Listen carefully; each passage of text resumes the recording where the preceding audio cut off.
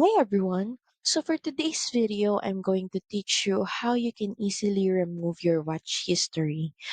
So in the search bar, just type myactivity.google.com.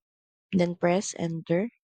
And also make sure that you're already logged in to your Google account. Then from here, you can see all your Google activity. Then let's just go to YouTube history.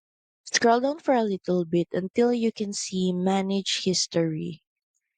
And from here, you can see all the videos that you visited or watched on YouTube. You can easily remove it one by one, or you can delete it all at once by clicking on Delete, then Delete All Time. Just click on Delete. And as you can see, we have now successfully deleted our watched history.